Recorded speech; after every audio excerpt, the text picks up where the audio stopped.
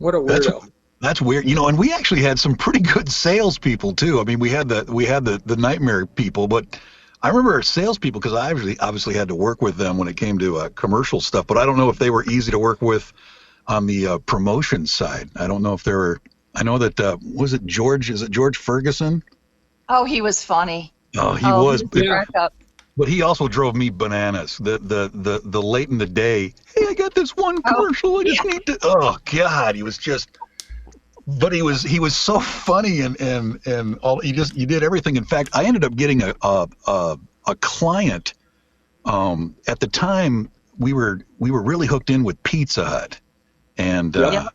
and I remember Jeannie wrote these fantastic spots. I can't even remember. There was always a theme. The Pizza Hut guy, whose last name was, I think it was Brian Cronkite.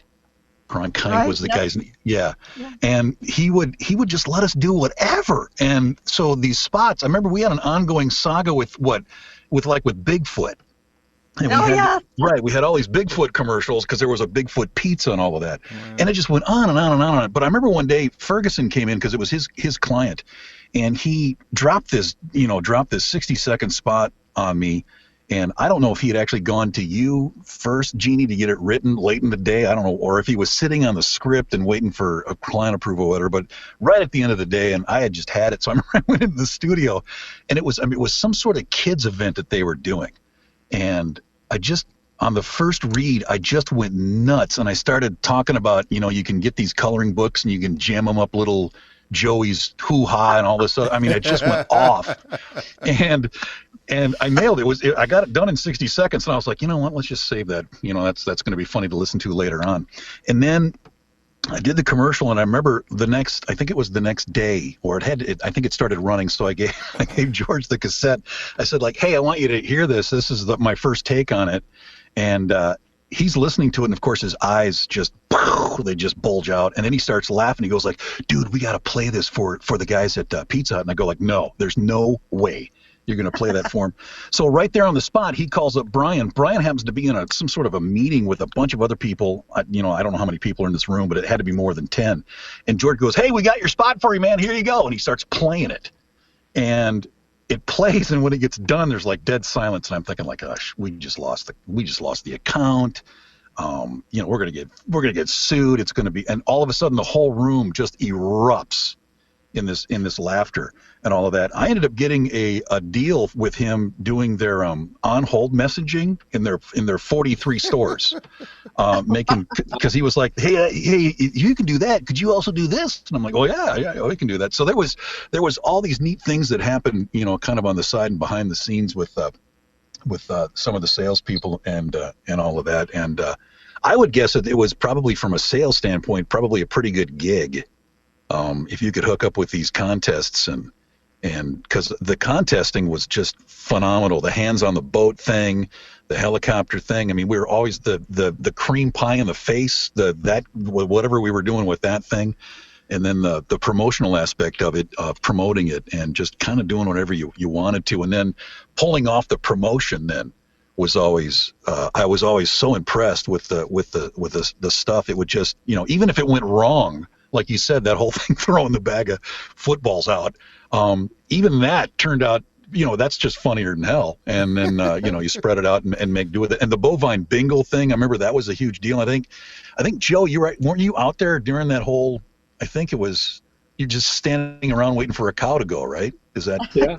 Yeah. Just take it. And then I think it was kind of liquidy and covered several squares.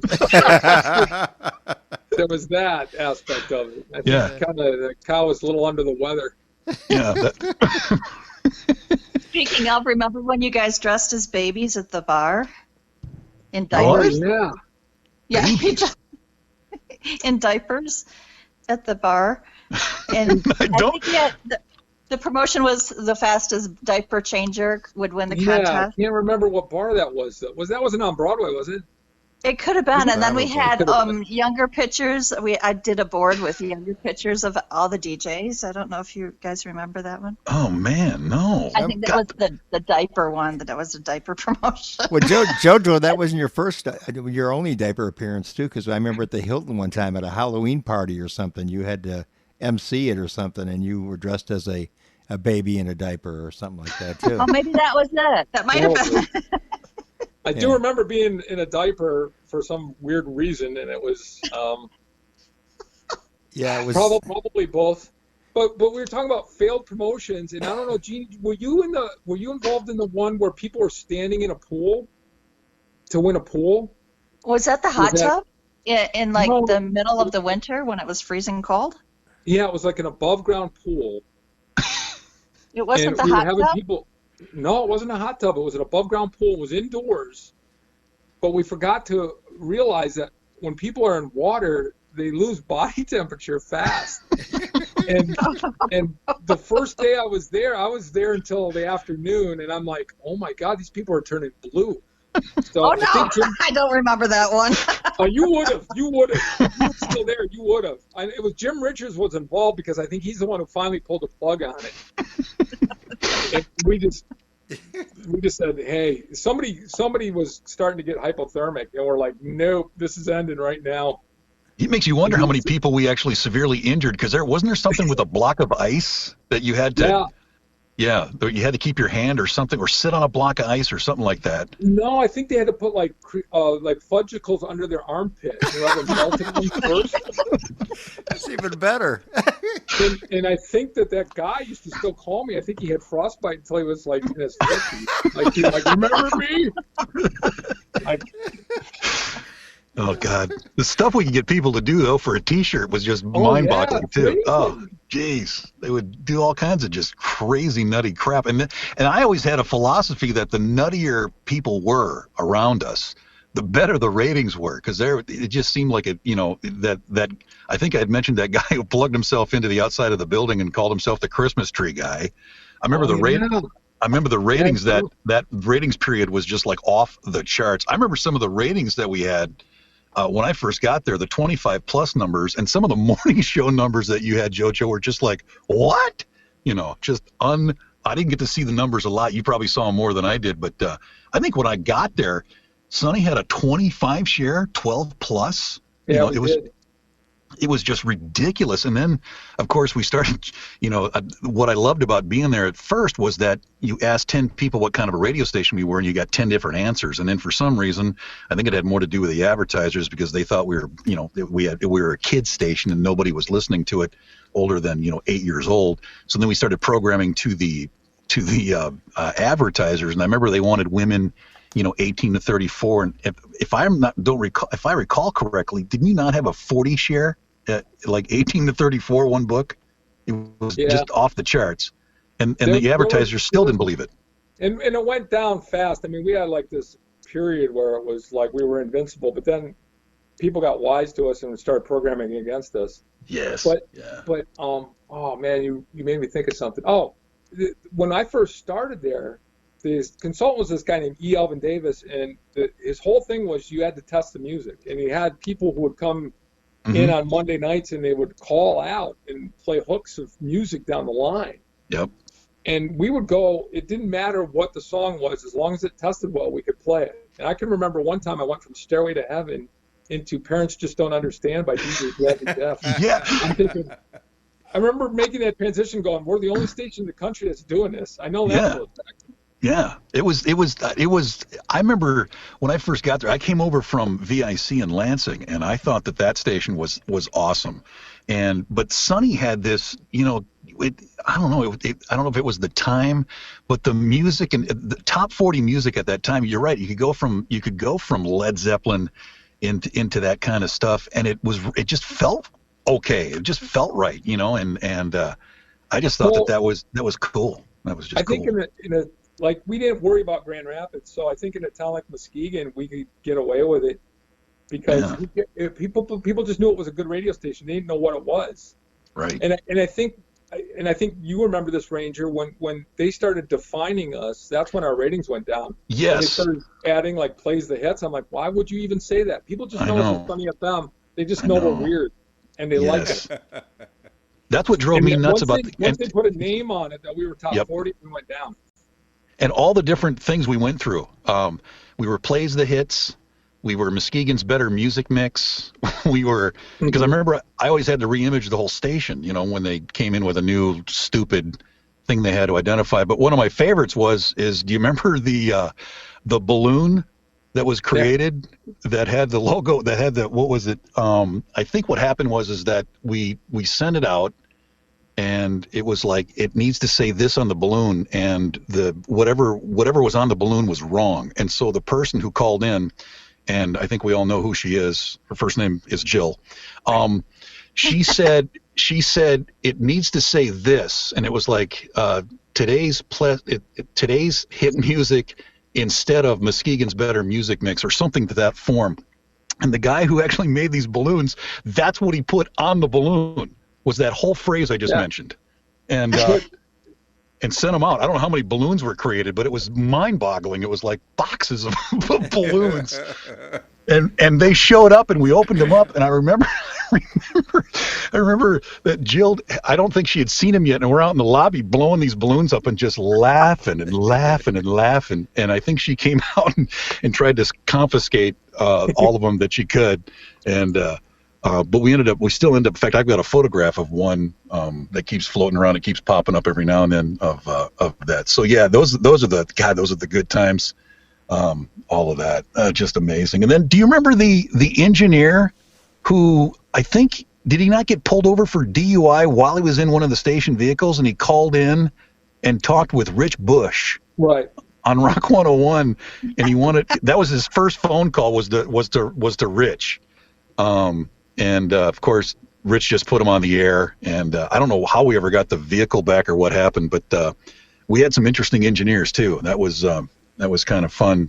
It's just weird to think we had all these, individual, people doing their jobs there in that building, and it was just stunning. And then when you go to a different radio station, seeing the dynamics and how they're different, or either. Like when I got down here to Cincinnati, I couldn't believe it. On-air people did not do commercial work. Nobody did commercial work. And if they tried to make them do commercial work, they would purposely mess up so that they didn't have to do any commercial work. And I've never seen anything like that in my life. I couldn't believe it. In fact, when I came down here, they were light years behind in technology. It was when I went from Sunny to MUS, and MUS was just beginning to talk about doing some kind of automation. I think Rock was doing some kind of automation. I don't know if Sunny had actually done anything yet at that point. But when I got down to here to Cincinnati, they were all on CART and CD. And it was probably 5 years before they actually moved on over. And trying to move a bunch of people over from CART onto that was like pulling teeth. It was amazing. And there was 8 stations in this building I was in. And yeah, Baltimore was the same way. Baltimore was way behind Sunny. Yeah, and I think it had all to do with all the people. I think that if you got like WLW had like a programming staff of 40, just like, holy crap. I mean, the amount of people they had running it was just mind-boggling. And but yeah, it was a totally different animal. And I'm so glad that was my first radio station. I know that I think, Oscar, you were kind of surprised to find out that was my first full-time job. Yeah, I always thought you were this big seasoned pro, Oh, Ranger Bob, he's been around for years. Oh, yeah. No, Jojo was than me. I remember talking to Jojo. That was the best part, because Jojo's life up to that point was super interesting, where he had gone, being in Mexico and all over the place and all that. And I don't know, what did you do, Jeanie, before you got there? What kind of stuff? Or how did you get your job? I was an aerobics instructor. I look like Jane Fonda back then. Right. How did you get your job there at Sunny? How did that come about? Gosh, I think I had a 15-minute interview, wrote a radio spot, and I was a copywriter before for Quality Stores. Oh. So but it was a fast, easy hire, and I thought, wow. And then it was 6 years of my best years of my life. It was just incredible. So. I got a story for you. So when I was being interviewed by Chuck Finney, he drove me into town and drove me all over the place. And then, I made a commercial that really totally blew there in the studio. I didn't know what I was doing, but he didn't care. So he hired me. And to seal the deal, he goes, listen, tonight why don't you come back to my hotel room? And I said, okay. So we went to his hotel room, and Jeanie and Jennifer showed up, and I spent some time in a hot tub with you two. Do you remember that? Oh yeah. So that was Chuck trying to sell the job to me. He's like, hey, we got these two ladies here and they work there, and what do you think? And I'm like, I'm in. Yeah. Okay, that's it. I'm in. I didn't get that. And you married one. That sucks. Yeah. And then you married one too. So there you go. I did. Yes, I did. Yeah. So that sealed the deal right there. And I remember Chuck. He kept looking at me. He kept like we're in the hot tub, and he kept looking at me. I'm like, yeah, I see what you're doing, Chuck. Just stop it. Quit it. Quit it. I'm not. Let's keep this out of the gutter. If we possibly can. So you didn't get the hot tub treatment, Jojo? I can't believe it. No, I got no women showed their face that whole weekend I was there. I will tell you this. They flew me in. I was working in California. I was working in Tijuana, but I was living in San Diego. So they flew me out for an interview. Wow. And after I agreed to the job, I drove my stuff out, and they drove me around Muskegon, but I didn't really know what Muskegon was like. They kind of just showed me the good parts. Right, the beaches. Yeah, that's why we just went to the beach. That was it. So I had to go to my mom's house to pick up some stuff. So I'm coming in from Saginaw, and I don't know if you guys remember this place, but there used to be a place on Apple Avenue as you're driving in that had a sign on the side of the building that said, and I'm not making this up, beer, wine, liquor, and over 500 guns.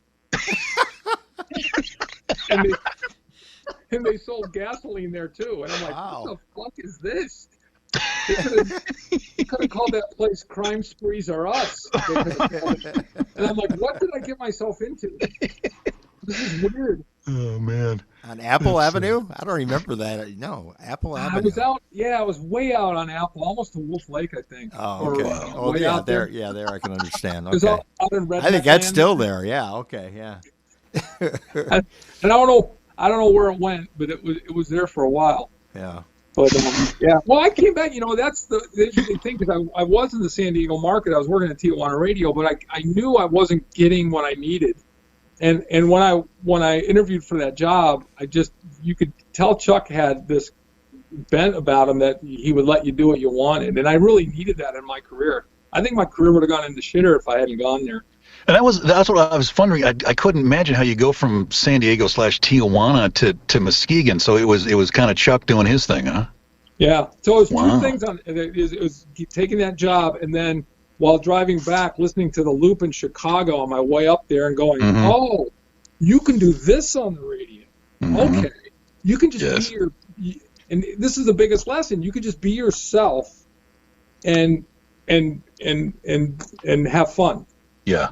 I didn't know that. I thought you had to be like a radio guy, talking, hey, it's the weather. Let's do the weather, everybody. Time and temp, baby. Let's be yourself. Time and temp. It's 3 after 9 at 57 before 10. Right. 17 before 7. Let's do some traffic. Yeah. All of the, I remember. And I never had, I didn't know what radio was all about other than the stations that I had part-timed at. So I just couldn't believe, there we were. And then it just fathoms me that group of people, and think of the talent, where these people went and what they did. But to think about what we were doing at that time was just, I don't know, it just mind boggling. And then I thought that every radio station was like that. Yeah, and I know that in talking to Oscar seems to differ on that. Oh yeah, a little bit. It was not like that over at KBZ. No, not KBZ, not Rock 95, not MUS, not even Eagle or Oldies, not even, yeah. But anyway, what about that one story you were talking about some guy that brought in a bunch of cassettes and wanted to do you remember that, reprogram Jojo? the station? Remember that guy? He called up and said he wanted to change the format of the radio station, and he came. Yeah, so I remember I told Oscar the story about that, and what I remember about it, and then I'll let you do your thing, is I remember, I think you were back in your office, I think, and I was in the studio, and I came out front and talked with Jennifer real quick, and she kind of filled me in on what was going on as quietly as she could, because the guy was sitting right there sweating in camo. And he really looked like he was freaked out. But I remember seeing you, I thought maybe you were sneaking around outside I can't remember who was with me. But we got into that back room where we used to store the turntables and stuff, and we were climbing. We were going to climb through the vent.